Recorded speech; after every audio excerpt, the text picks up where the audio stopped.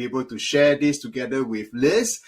Liz is in the UK and I'm in New Zealand. So we met through a mutual connection in Fatherheart Ministries, and we've just gotten on with Liz and her husband Andrew.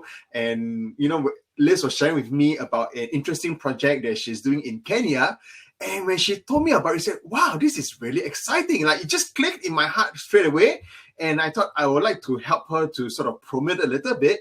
And then things just took a life of its own. I said, okay, why don't I just do a free webinar, teach people how to invest. And then Liz can, as a hook to get people to come in. And then Liz can share just a little bit about what she's doing.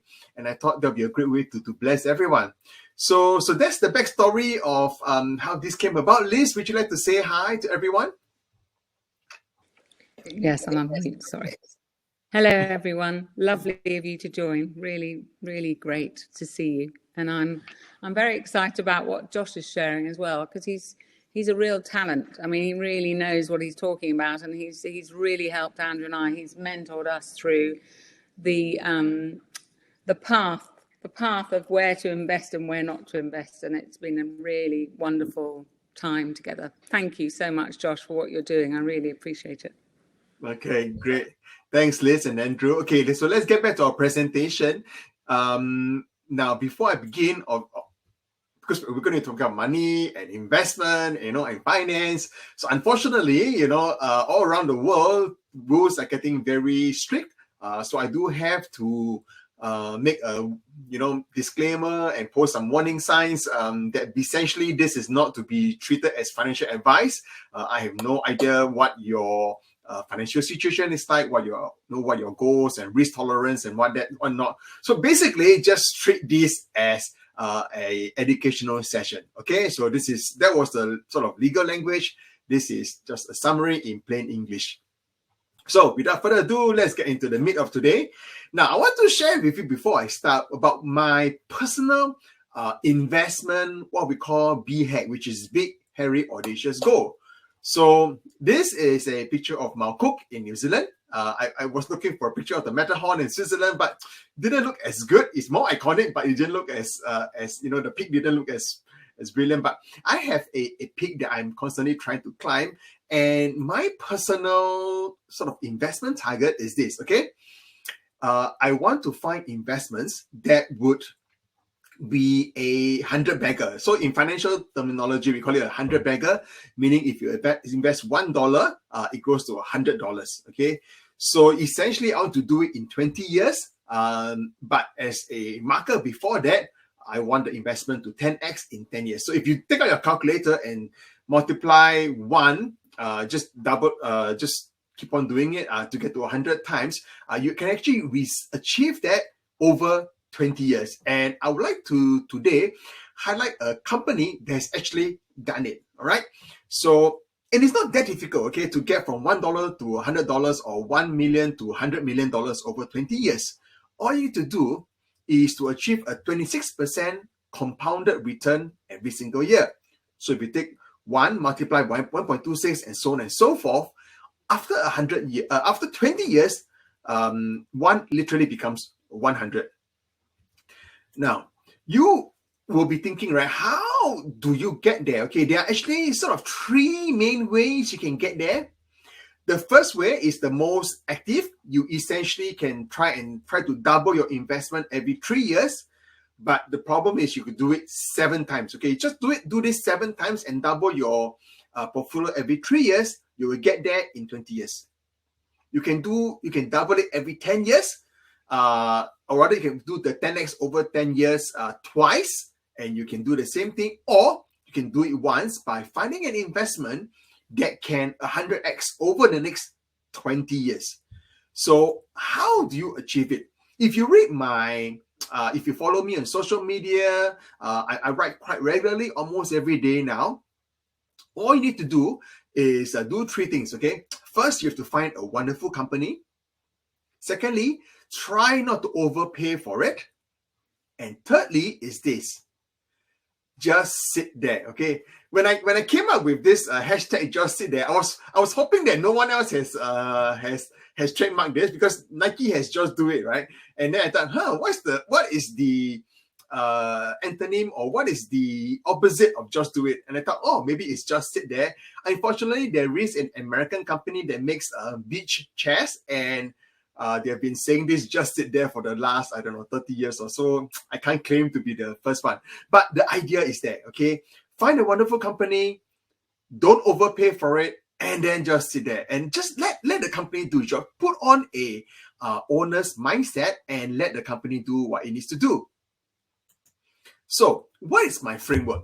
Now, this is a framework that I literally, I was at a Father Heart. This will be the H school last year, and I was meditating, and I literally, sort of got this when I was sort of praying, and it is this. Okay, now it needs to be fleshed out more, and I've told my coaching students a little bit about it. But essentially, my framework is this: I look for companies with longevity and optionality. Okay, this is the big sort of idea.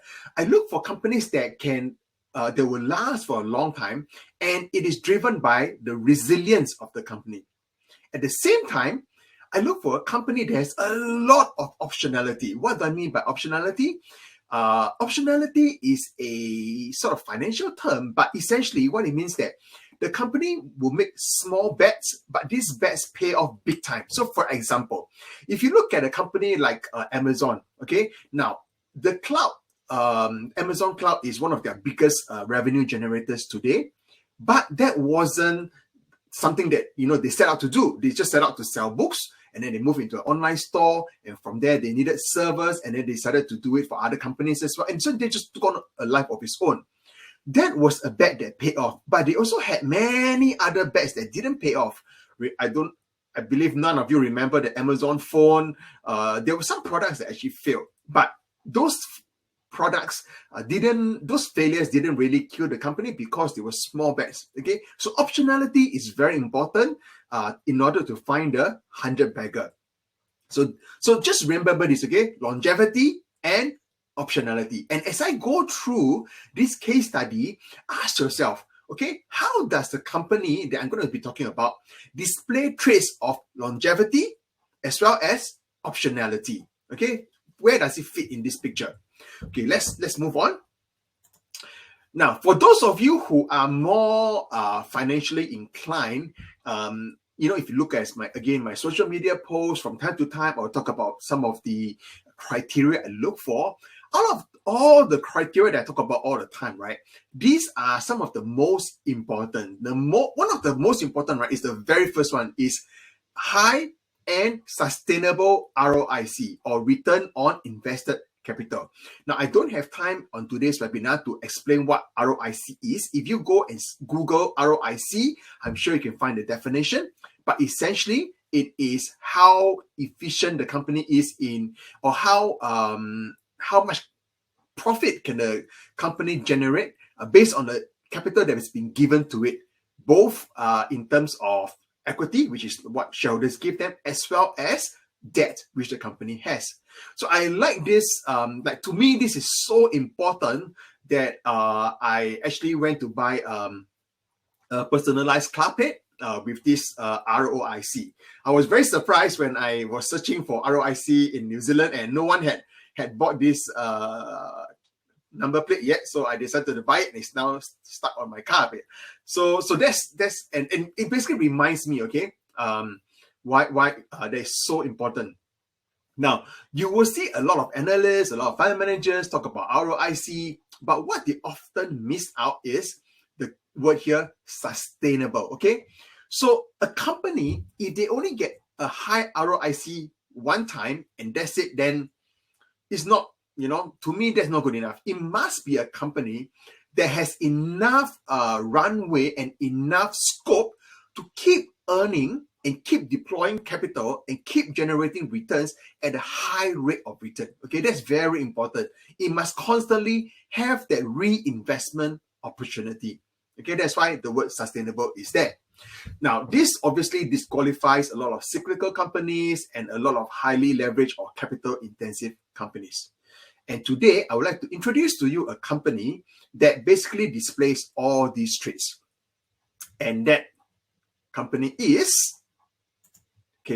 Church Dwight. Now, how many of you, those of you who are my coaching students, I've talked to you about this company before.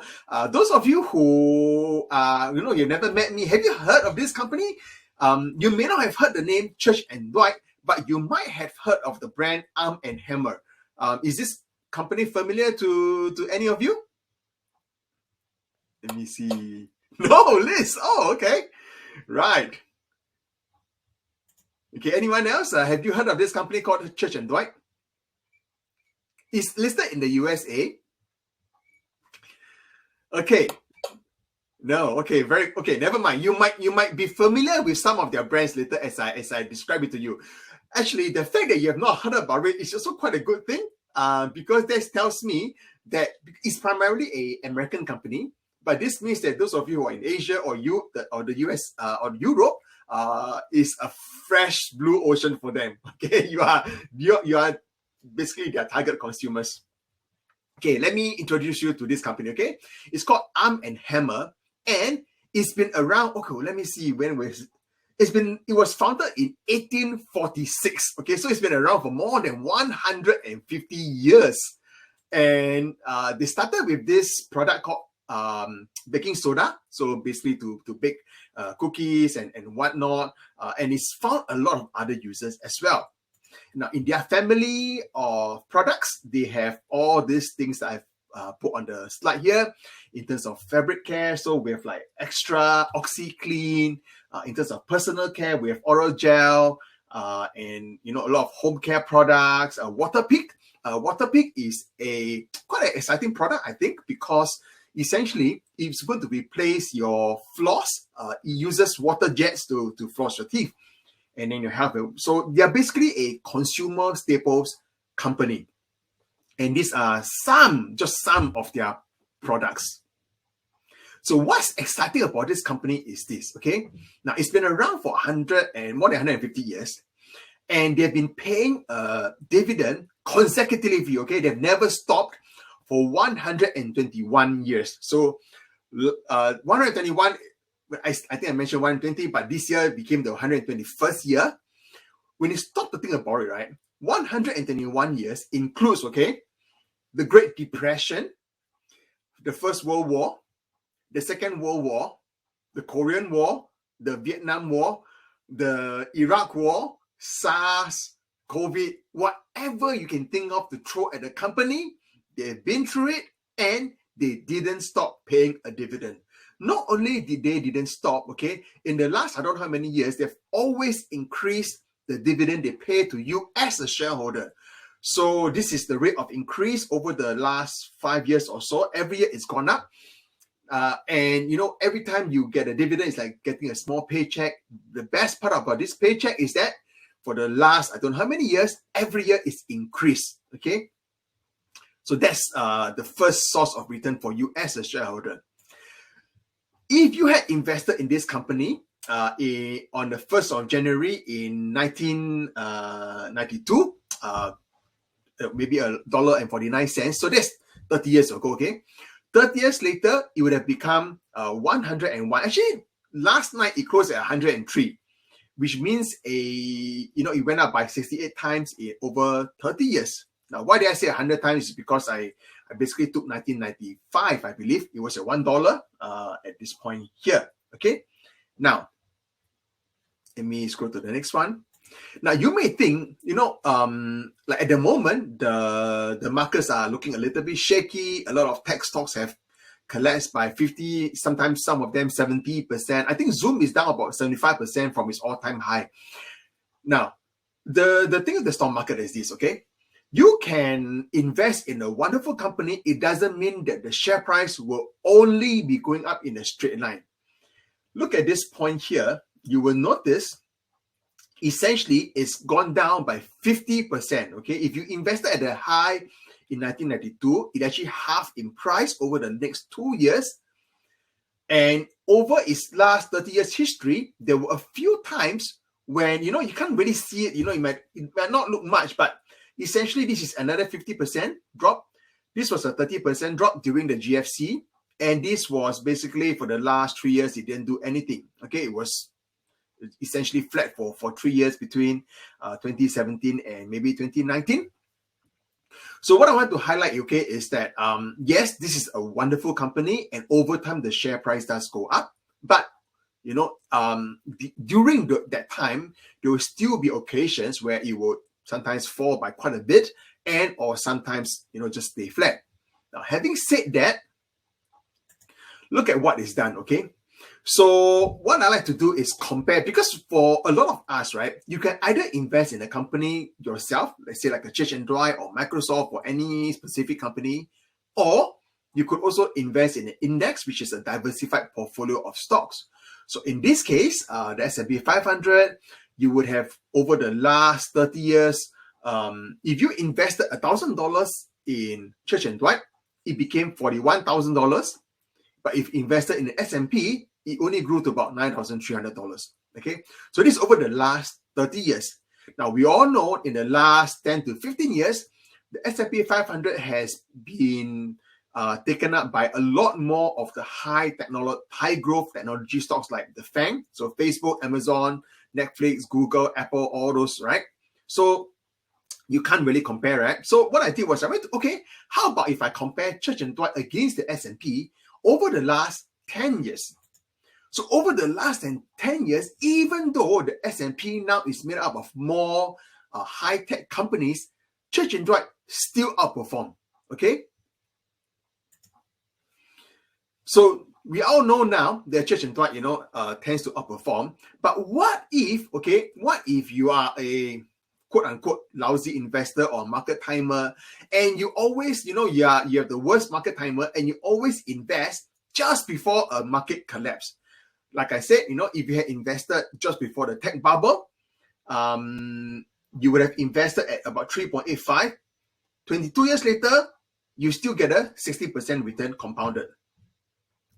If you invested just before the GFC in 08-09, you still get also about 16-17% compounded return over the last 13 years.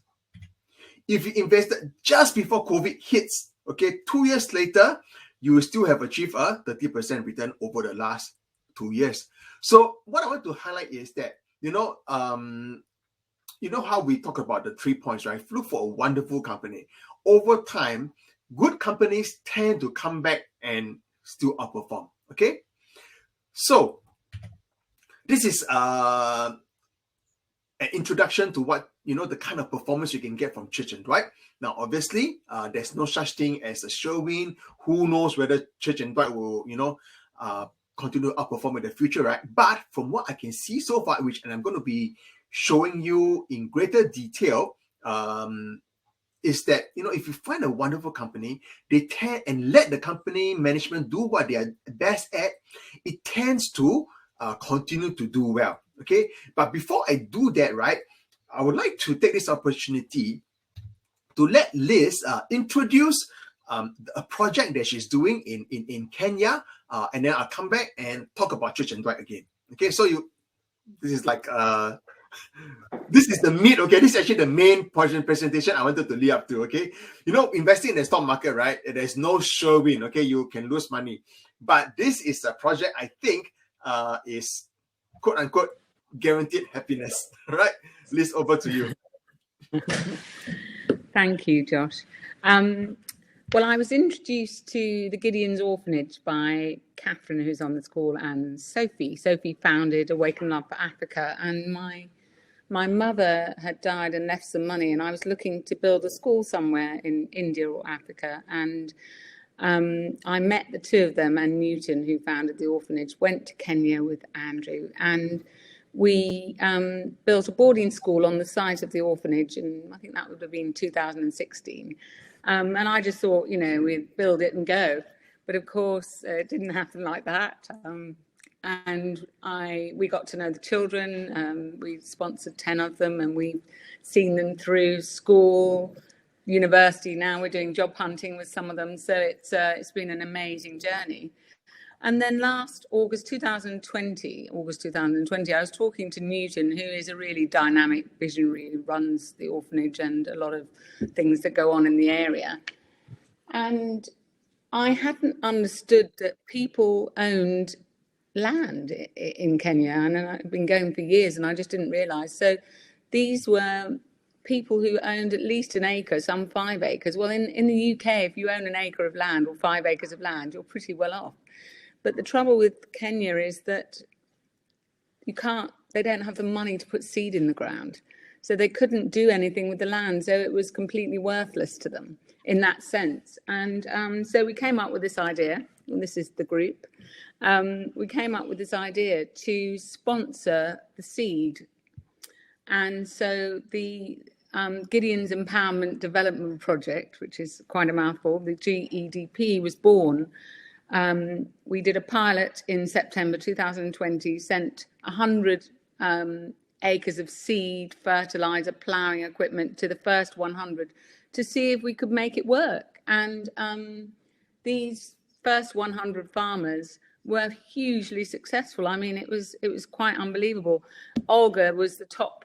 She's a widow of 23 years, and she lost her son when he was 13 years old. She has other children as well. Hard-working woman. She got the top score of sacks of seed last January. Leonard is disabled. He can barely walk, but my goodness, he's got his crutches, and that is a crutch. You can see him. He's attacking his weeds with one, and he's propping himself up on the other. And Victor's a young dad. And these people, their lives have been transformed because they're using the maize to reinvest. Olga, this time, she used her own money to reinvest, put the seed in the ground. She's had an amazing harvest. She's in the middle of harvesting now. So a year on, she's had 2 harvests, and she's now in the middle of her third. And the third one she's done herself. So the idea is that this project is completely sustainable. Ultimately, we help them twice, which costs about $250 per acre. And then after that, they're on their own, although they're still part of the group. And the group is a very tight group. It's run by Kevin O'Mara on the ground. He really knows what he's doing with land. But the whole team supports everyone on the ground. So I met a lot of them we weren't allowed to go through COVID, but we went in November and back in December, stayed in Kenya for that time. And I met them, and I saw how walked through their fields, and there's massive maize growing, and the pride. It was just an incredible thing to see. So the maize and the tractors, this is 1 and 2, and the first class training, every single farm had exactly the same space between their maize, because Kevin is very strict to make sure that everyone follows the best planting methods. And they're also encouraged to intercrop. So they intercrop with beans. So they've harvested beans and they make money on beans. And they're first of all, it's their land. They're incredibly hard working on it. Everyone I went to see, they've been out there all morning from 5 o'clock in the morning. And they are also hugely successful. So the first time we were getting 10 or 15 sacks. This time around, we're getting up to 12. Some of the top ones have done 26 sacks so far, which is gold, absolute gold. And then, so we're having record harvests. And then as I said, after they've done it twice with us, although they're still part of the group, they're funding their own seeds. So we no longer have to supply the $250 to get them going, which is substantial when you multiply it by the 600 farmers we have at the moment. So that side of it has worked brilliantly. In addition, as part of the deal, they give 2 seeds to the orphanage that Sophie's Awaken Love for Africa charity supports. So 2 bags of seeds. Well, you can imagine this month and the beginning of February, they'll be getting 1,200 sacks of seeds. That will feed them for 5 months. So it's an amazing return on investment for the orphanage as well. And the word dignity is very powerful for me. I met someone and she just said, she actually gave me a big hug and she said, Liz, you've taken my shame away. And I was heartbroken by that, because I didn't know that people who live in mud huts, who don't have enough money for food, who can't support their children, also felt ashamed. It didn't even occur to me because I thought it was just their circumstances. I didn't realize that. So this project has taken the shame away of poverty for people because they feel well off. I mean, you know, if they make £200, they think the sky's the limit. And they're doing things like investing in cattle. So somebody bought 2 sheep and he said, look, those 2 sheep have had 2 sets of twins and I'm selling the twins and I'm going to buy a cow. So the whole thing has gained this incredible momentum. The area has been really transformed with hope. They all came to a kind of little conference when we were in Kenya in December, and I went to the farms and met lots and lots of people, but at the conference I met about 350. And they all spoke, you know, many of them spoke, gave their testimonies. It was absolutely unbelievable to hear the fact they could put food on the table for their family every day. It was a massive achievement, which we, of course, take for granted. In fact, we try to take food off our table, don't we, in the West? Anyway, the whole thing has been a complete revelation and an utter blessing, frankly, because by the way, I have no farming expertise whatsoever. The fact I can say maize is just incredible, frankly. But I love deal making. I'm a deal maker. And so I made a deal with each of these people, and the return on investment for you, if you invest in it, is no actual money, but is 100% happiness. That's absolutely for certain. It's transforming lives and it's super exciting. And I really thank you for joining today and listening to this. All right. Very good. If anyone's got any questions, you can put them in the chat. Yes. Yes. Thank you so much, Liz. Yeah, that's why it's, you know, when Liz told me, because you see, I can imagine all of you who are on this call today, to you, like, you know, $10, $100 is going to be what, a night out, a dinner somewhere. But to these people, that's going to be the seed for the whole. Would that take them through the whole year, Liz, in terms of seed and? It's actually that. Thank you for asking that question. There's 2 planting sessions a year, so it sees them through the first one. The $250 sees them through the first one, and then we do a second one, and then they do it themselves. So Wow. We started in September 2020. They did their first harvest in January a year ago. Then they planted again in February. And then when we went for the August one, the first 100 pilots no longer had support.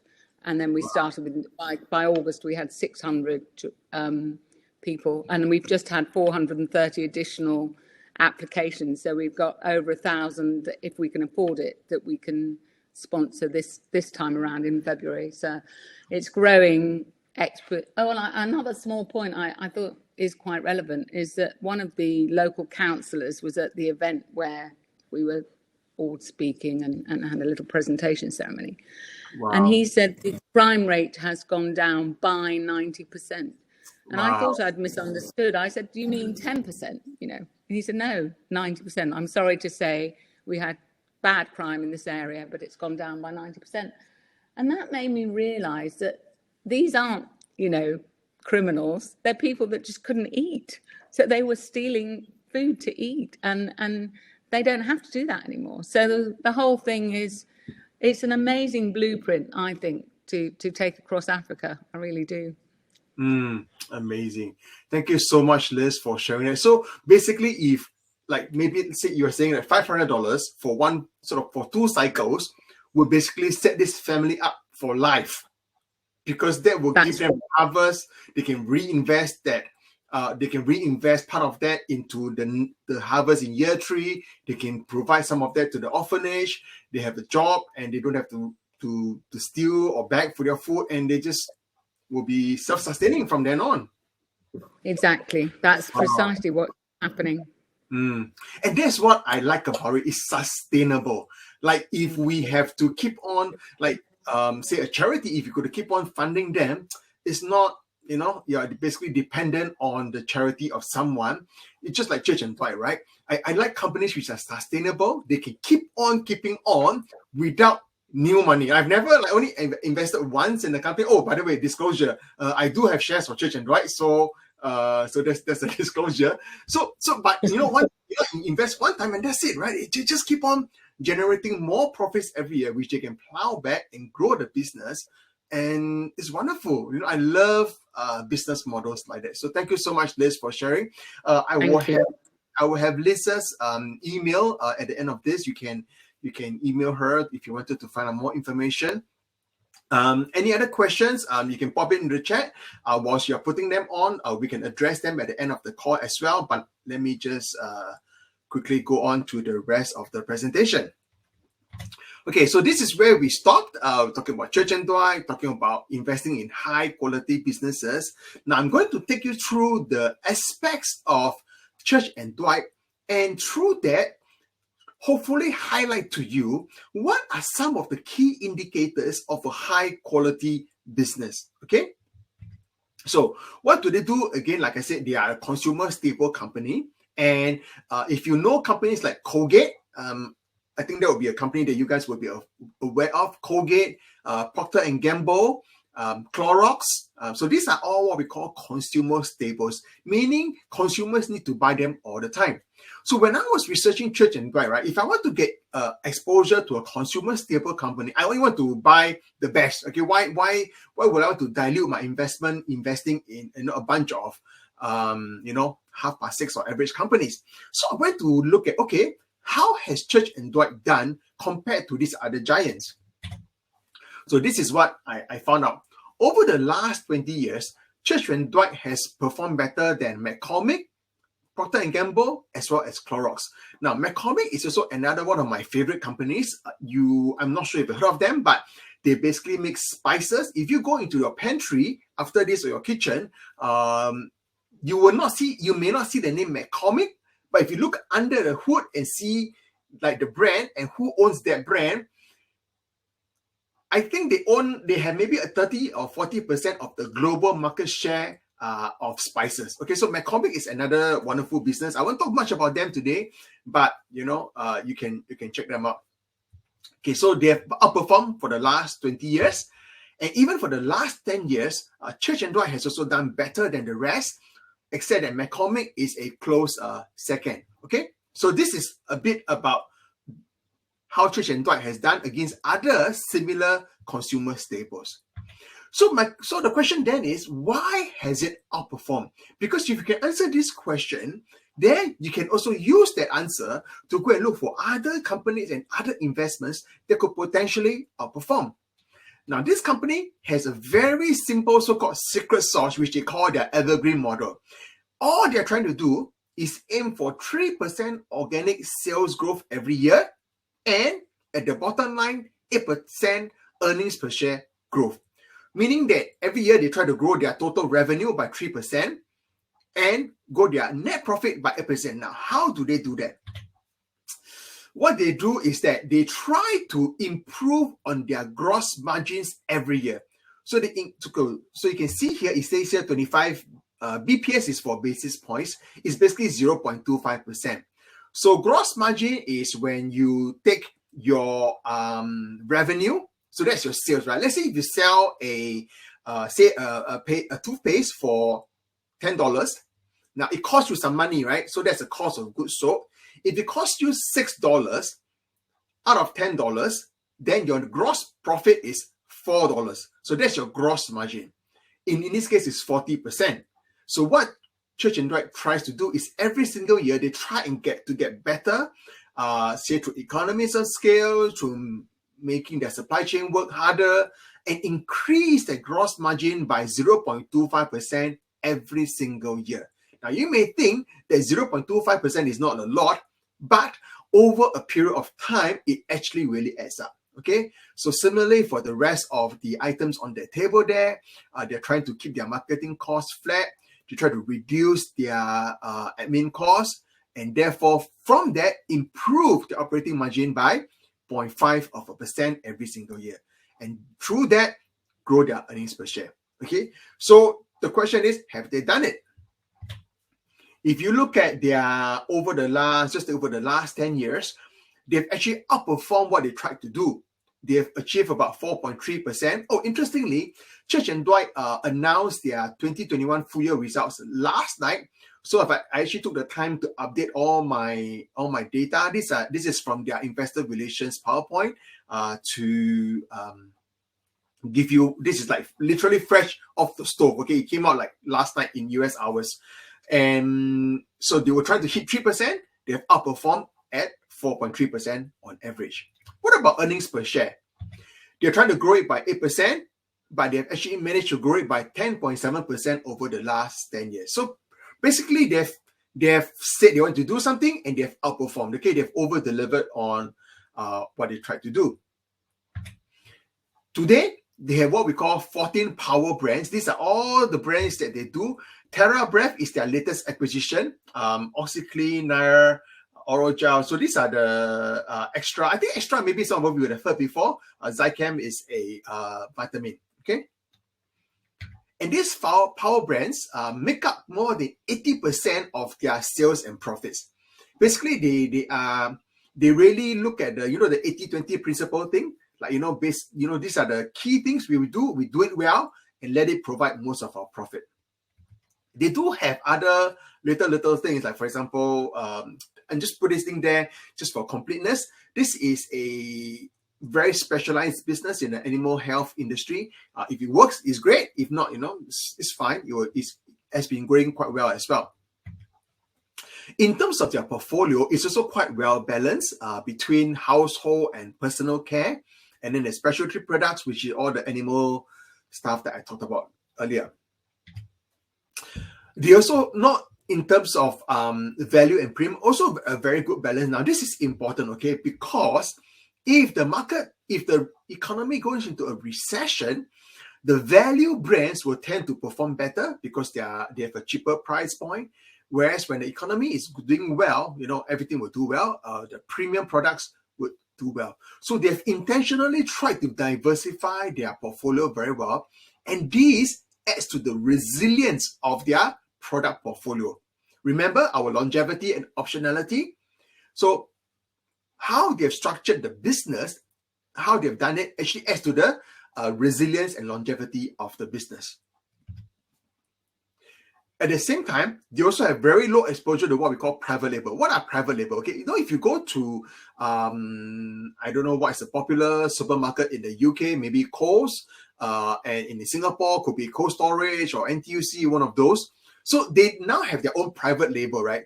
Typically, they do it for very common products, say like rice or pasta. They might have produced their own, get it, source it from somewhere, and then put their own brand on it. So these are like private label. Now, these private label products tend to be very competitive. So your margin is quite low. But for Church and Dwight, they have very low exposure to this private label where the competition is very intense. In fact, only 5 of their 17 categories have exposure to private labels.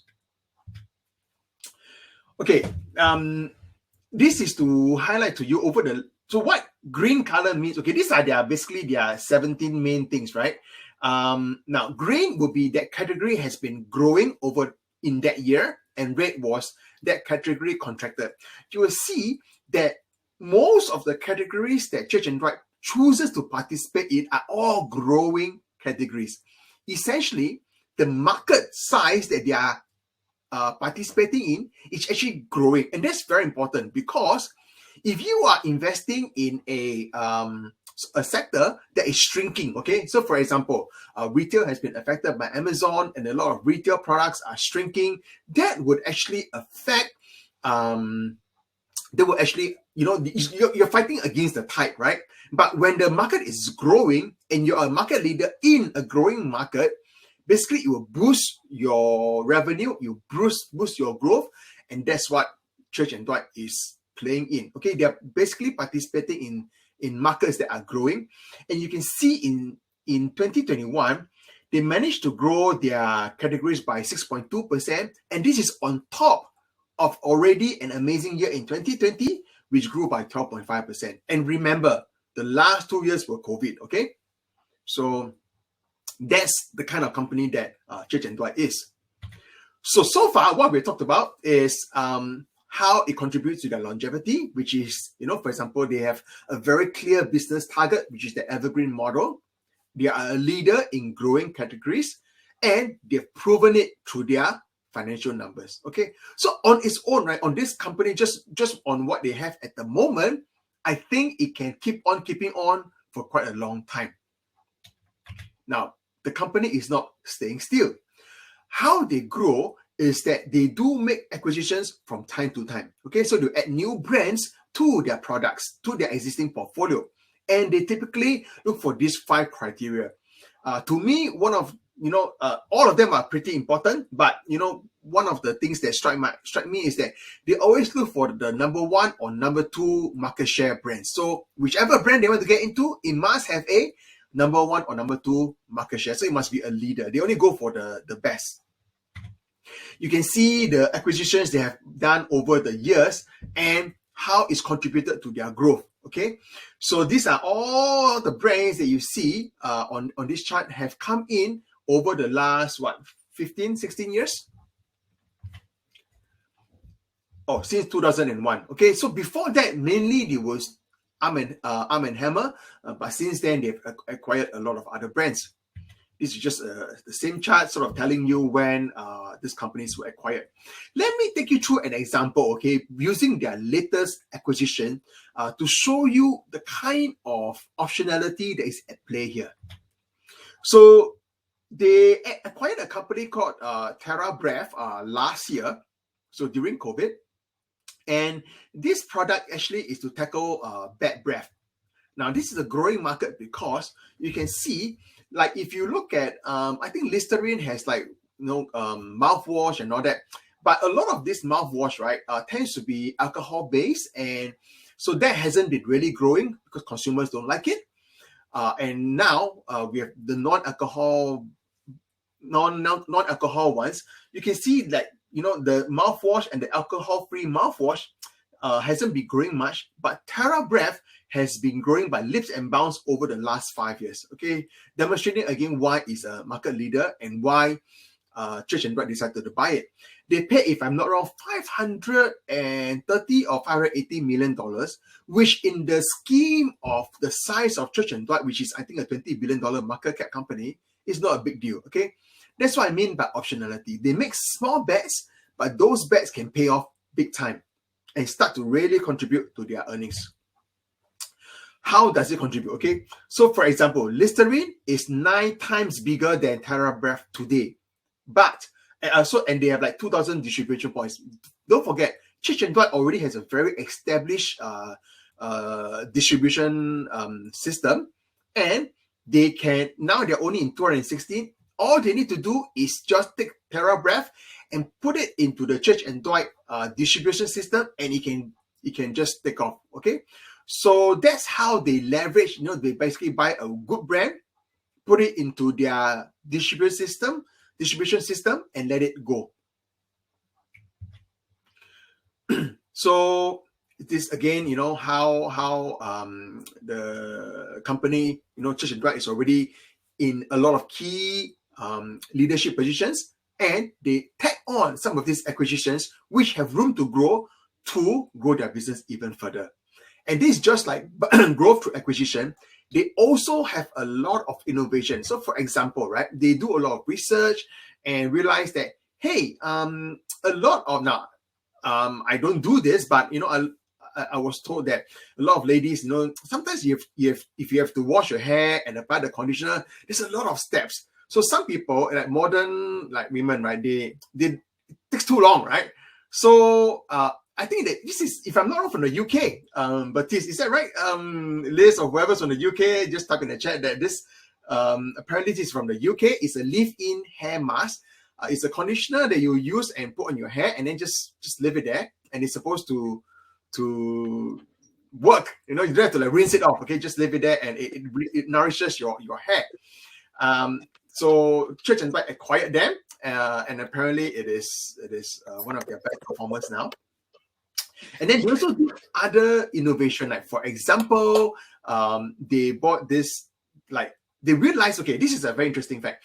If you go to a pharmacy And if you want to buy vitamins, it's actually not expensive, but people will go to the medicine aisle, and so if they're sick, right, they look for a cough mixture or flu medication. They don't mind paying for it, okay, because to them it's medication, it's medicine. So what they do, what Church Dwight does is that they will place their vitamin, which is like a taking care of your health in advance, put it in the medicine aisle, and from there, able to increase your price point. Plus, they combine basically the supplement with sort of health benefits and medicinal properties. Okay, so this is an example of how they are constantly innovating their current products to try to add value. So this is what they are doing in the USA primarily. Now, what also excites me about this company is that they have a very long runway ahead of them internationally. So a lot of you say you have not heard of the company, which to me is music to my ears, because it tells me that yes, they are a market leader in the US. They now have Europe and Asia. They're already international, but their products are not as popular here yet. Having said that, they have been able to double their sales internationally over the last 7 years, from about 500 million to 900 million. Okay, let's look at their management. Okay, so this is another very important factor that I look at when I look at companies.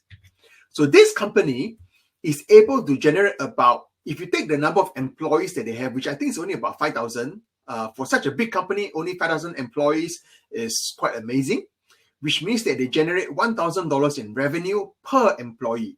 Now, compared to the rest like Clorox, P&G, Colgate, they're all lower.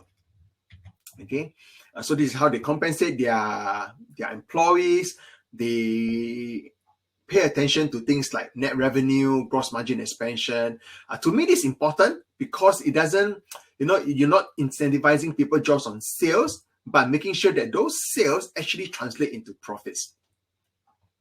So this is a bit about how the company is both has longevity and built-in optionality. Let's look at their actual financial numbers, okay? So one of the very important criteria when you look at a company is to make sure that it has a very strong balance sheet. Okay, firstly, I look for companies that do not really need debt to grow, but if they do have borrowings, I want to make sure they're able to pay off very quickly. So this company, you see this curve, essentially their business model is if they need to buy a company, like say TerraBreath, they might take on some borrowings, and over time, the cash flow that's generated from this acquisition should be able to pay off the debt over time. So it might go in a cycle, but it should constantly be being paid down from the cash flow of the acquisition that they've just done. If you look at their sales over the last 10 years, they've been able, like I think we showed earlier, been able to grow more than the 3% that they targeted. And obviously, in terms of the EPS, they have constantly been growing their earnings per share. If you look at, so they have more than doubled in the last, 6-7 years. Free cash flow conversion is another key criteria that I look at. So basically, what I want to say is that, I don't just want to see the company report high profits. Those profits must be collected in cash. Okay, that's very important to me. And cash conversion cycle, I seldom see a company being able to do this. Now, this will be a bit difficult to explain, but essentially, what I'm looking for is a company that is able to manage their inventory very well. So they are able to hold very little inventory. They're able to sell their products and collect money very quickly, while at the same time don't have to pay their vendors so quickly. So meaning that they are able to turn over their capital, like from 52 to 15, really helps your cash flow, okay? So imagine if you are a business, so you wear a business hat, and if you are selling a product and you take like 60 days to collect, but if you have to take 60 days to collect from a customer and you have to pay your supplier in 30 days, you're already short by 30 days, which means you have to go and borrow money for that 30 days. For Church and Dwight, it's different. They are collecting their money so quickly, it it turns over every 15 days. Okay, so that's their cash conversion cycle. Now, I'm just trying to simplify this sort of criteria, but essentially, when you look at a company, you can Google what cash conversion cycle means. Look for companies that show an improving cash conversion cycle over the years, okay? Because this will definitely help their cash flow. So now there's no perfect company on earth. As we all know, in the last few months, a lot of companies have been complaining about inflation, interest rates going up. They're finding it difficult to find labor. So these are all the headwinds that a lot of companies are facing today. Church and Dwight is no different now. But I'll show you one thing that they have done. Okay. So as of February, that means February this year, 2022, they would have raised prices on 80% of their portfolio, meaning of all their products, right? They're able to increase prices. Now, what does this mean? Okay, this tells me very strongly that they have pricing power. So a lot of people are afraid of inflation. They're afraid that things are getting more expensive. Now, if you invest in a company like Church and Dwight, which has pricing power, inflation is not an issue, okay? Because so what if cost of goods sold go up? So what if raw material prices go up? Because consumers like their products so much, they're able to raise prices. The competitors will follow, and consumers will still buy it. Okay, so these are trademarks of what I call a wonderful company, a company that has pricing power. And this company, they don't have to spend a lot of money on capex. They're only 2% of their sales, so it's a very asset-like company as well. So which tells me that the company doesn't need to keep on building new factories and spending money on investing in order to make more money. So again, there's no every company will have risk, right? So these are just some of the risk points. You can take your time to read them when you're watching the recording. I'm not going to go through them in detail here. Okay, now remember I said that to find a good investment, right, it must be a wonderful company, which I define as having longevity and optionality. I also said that don't pay too high a price for it. Okay, so this is where I'm going to talk a little bit about valuation. Now, valuation, which is how expensive a company is, it's not quite easy to explain in a webinar like this, but I'll try my best. Okay, so the share price of the company last night closed at $103 per share. Gives me a market cap of about 25 billion. Now it's trading at a PE ratio of almost 32 times, 33 times. For most people, this would appear to be very high. So PE ratio is basically you take the price of a company divided by the earnings per share of a company. If you flip it around, you can think of it as how many years does a company need to take in order to earn back those earnings. So in this case, it will be 32 years, right? So, which if you ask me, 32 actually sounds too long, okay? There are companies that are trading at 4 times, 5 times PE today, or even 10 times. So Church and Dwight, if you look at it just on the PE basis, would therefore appear to be expensive. And a lot of fund managers, a lot of analysts will tend to look at high PE companies as expensive, okay? I used to fall into that trap until I came across this guy called Terry Smith. Interestingly, he's a UK fund manager, okay? He lives in London, and he's this company called Fundsmith. And he wrote an article, I can't remember how long ago that was, and he went to research, okay? What is the PE that you have paid for some high quality companies in 1973 and still be able to achieve a 7% return every year over 46 years to 2019? So he must have done this in sometime in 2020. So why 7%? Because the MSCI World Index grew, every year it averages about 6.2%.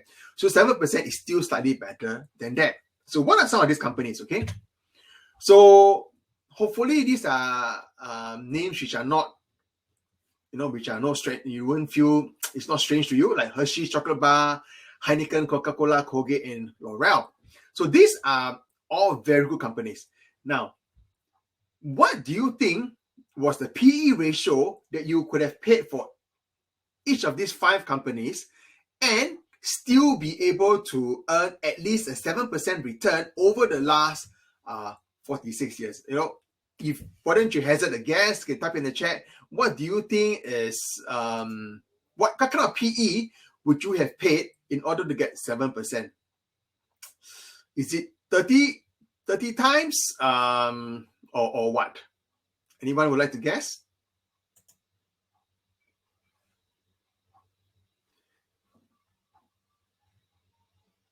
Okay, I don't see anyone typing. Okay, let me show you a chart, okay, that basically Terry Smith did.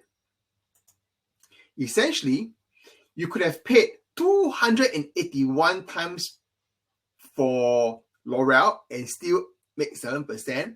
This is what this chart means. Clorox 55, Campbell Soup 16. Okay, so these are the sort of underperforming ones. Unilever, which is a UK company, 31. Carlsberg, P&G, Hershey's, 129. Okay, so essentially the answer is this, okay? You could have paid 129 times for Hershey's and still make 7%. Coca-Cola, 63 times. Colgate, 126 times. So these are just to give you a broad range. Now, come back to Church Dwight. This is the PE ratio for Church Dwight over the last, 20 years or so. And it's basically fluctuated, these lows here will be times of the market was selling off and it came to a PE ratio of 15. But without this PE, without all these sell-offs, essentially it's trading between 20 and 30 times on average all the time. Okay, it's hardly come down below that, even when it was a much smaller company. The company has also given guidance for this year. They are basically telling the market that they think, now this is just their guidance, okay? It's not guaranteed. They think that they can grow their sales by about 5 to 8%, and then can grow their EPS between 4 to 8%. Now, it's just the start of the year. No one has a crystal ball. This is what they think could happen. So what might this company earn in 10 years? Okay, so last year, 2021, they earned $3 per share. If we take the 8% that they have been doing for the last, I don't know how many donkey years, actually more than 8%, but let's just say use their evergreen model of 8%, the 3.02 will grow to 6.52 over the next 10 years. So it doubles their earnings. If it would trade at 30 times PE in 10 years' time, the shares you buy today for $100, if it still trades at 30 times PE, should be about $200. Okay, 196, which gives you that 7% return. So the question is that, okay, for me, if you ask me, 7% is not quite what I'm looking for, but it is a very stable company. For some people, 7% is good enough, could be quite good. And it will definitely be able to fund, the work in Kenya, just on the dividends alone, I believe. But what if the company outperforms? Okay, although they say they want to do 8%, they've proven that they're able to outperform for the last, 10 years, 15 years? The reverse is also true, okay? They might, the PE might contract in 10 years' time, and the EPS might also be slower than 8%. Okay, let me remind you of what the company has done. So over the last 15 years, they've delivered a return of 18%. If you take 10 years, 18%, 5 years, 20%, 3 years, 17%, last year, 18%. So this is what the company has actually done over, if you take different time frames. So although they are trying to, they guide the market that they can only do 8% in terms of earnings growth, but in terms of the performance, they actually have done much better in terms of the share price. So I guess what I'm trying to say is that at the base case, I should be able to get between 7 to 8% if, things are just chugging along. But because they are able to do better than what they guide, the shares have actually performed much better than 8%. Now, if I can get about an 18% return consistently on average, doesn't mean that every year we get it, but some years will be back, up and down. But on average, if I can get between 15 to 20%, actually a very good return. So, and that's one of the reasons why Church Dwight is actually in my portfolio. So now what I'm trying to achieve from sharing with you this case study is sort of three things, okay? First of all, I give you a benchmark, okay? Now, obviously, you could invest in the S&P 500 or any index that you like, but investing is all about opportunity cost. Today, I've showed you a company which I think is quite well run, has longevity, has optionality, and you probably can get between, I think, 6 to 12%, let's say, or or over the next 10 years or so. If they do well, more than that. Okay, so this is the benchmark. So whatever investment that you want to consider, if you're a logical investor, should do better than this. Which means that if the company you're investing cannot do better than this, logically you shouldn't invest in it, right? So let this be a benchmark. Okay, this is the minimum that you should look for. Also, hopefully through this case study, I've shown you what are some of the key indicators you should look for when you want to invest in a company. For example, it must have very high and sustainable return on invested capital. It must have a long runway for growth, things like that. It must be able to convert a lot of its earnings into cash. Okay, and obviously, this is the first one. Start add companies like this to your watch list. Even if, for example, you think that, okay, Church Dwight today is too expensive for me. I think it's too expensive. But if the market, the market has been a bit shaky recently, if the market keeps selling off, at some point in time, Church Dwight might also sell off. And at that point, it might become a much cheaper company to invest in. The valuations will have contracted by then. So these are some of the reasons why I've shared with you Church Dwight to get you started, and hopefully something that you can use as a sort of a case study / template to look at other companies. Okay, with that, I've sort of ended my formal presentation. Thank you very much for coming along to attend this. I just want to bless you, and I always look at this Psalms chapter 1 verse 2 3. I always have this imagery planted in my mind. Especially when it comes to investing, the stock market will always go up and down and up and down. Okay, it's very important as it is going on, right, to not let your emotions go up and down with the market. Just remember, trust in the Lord, and just I have this imagery of a tree planted by streams of water, okay, all the time to calm myself down. This picture is actually of it's a very famous tree in New Zealand. It's called the Wanaka Tree. It's just a very common tree that grows in the middle of Lake Wanaka in near Queenstown. Okay, so this if you want to find out more about me, you can go to joshuafong.com, and if you want to contact Liz, I've put her email up there, and you can contact her directly if you'd like to contribute to that Kenya thing. Okay, so that's sort of the end of my formal presentation. Liz and I will be very happy to take any questions. Okay, if as you're preparing a question, I will just give you a heads up. I'll be doing other webinars like this. Feel free to give me your feedback. I would love to see how I can do this better and basically add value to you. I have in mind, how to come up with more like simple case studies, because I know that we are all different in our journey. Like in my coaching program, I go much deeper. I talk a lot more about numbers, but on a presentation like this, I try to not get too deep into the weeds of numbers, because unless you have a strong foundation in that, you will get lost quite easily in what I'm saying. But one of the ideas that I have, which I think I will be doing in either March or April, which is to talk about other 100 baggers. There are actually quite a lot of them. There are many other companies that are able to grow in terms of their share price by 100 times or more. Some of them do it very quickly. Some of them take a longer time. But there are quite a few companies that have done it. So that's one I'll be doing.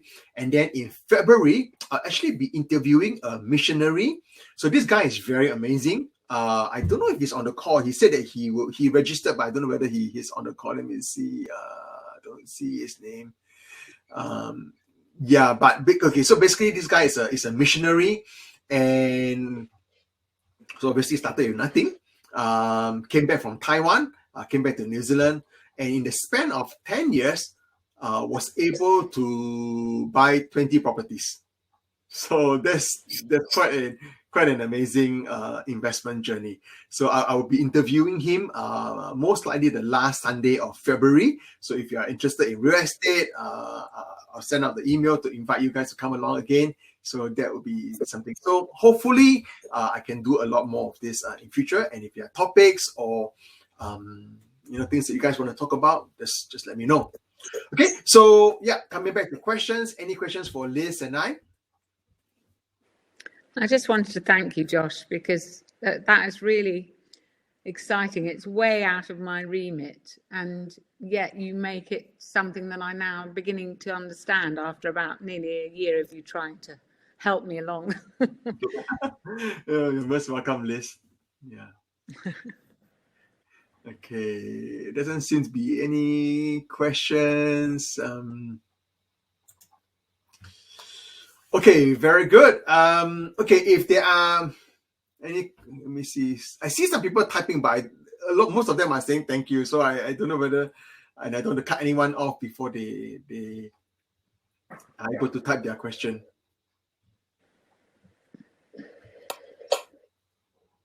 I suspect the Brits are going back to bed now. Come on, it's time to get out and go for a jog or something. Although it's winter, right? So it's winter, but we've got light now, so that's good. Okay. All right. Thank you, Winston. Okay, very good. Doesn't sound like there are many questions. That's great. I hope that meant either I explained it really well or I've gone over your heads. So I hope that was helpful. Yeah, feel free. Church Dwight has a lot of information on their website. Feel free to go through that if you're interested in it as a company, and you can go deeper into it. If there are other interesting companies that you guys would like to talk about, feel free to send me an email. You can get in touch that way. Okay, very good. I don't think there are any questions. I see Sun Liang and Joho still typing, so I thought I'd give them 30 seconds to finish typing. Okay. Joho says, have a nice day or good night. Okay, very good. He's in the Netherlands. Yeah. Okay. Yeah, that would be the same time zone as you, maybe 1 hour ahead, perhaps. 1 hour later, that's right. Oh, 1 hour later. I thought it would be because they are further east, would be a bit faster. He's a bit more awake, and so is Jane in Norway. And lovely to see you, Alistair. We've got one of our really incredible investors has joined, which is Alistair. He's invested in the first lot of seed for this phase. So we've been able to, 2 weeks ago, he supported the 50% of the entire cost, which was pretty amazing. Wow. Okay, Sun Liang, you're most welcome. Yeah, I mean, if you follow me on social media, I do write really quite regularly now, and I'm also starting a long form newsletter which you can subscribe to. Hopefully, you can all learn from something, and I would love to learn from you guys as well.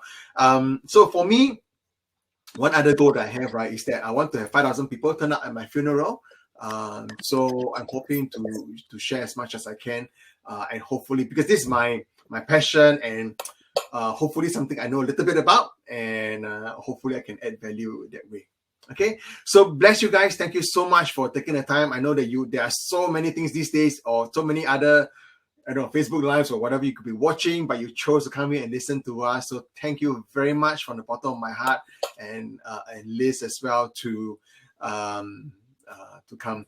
So Liang, that's right. Actually, my goal is to make people, because I can't do anything else, right? I need to know how to teach people about investing. Hopefully I can make those people rich, so that they will think that I've made an impact in their lives that way. Okay, thank you so much. I'm going to stop recording first.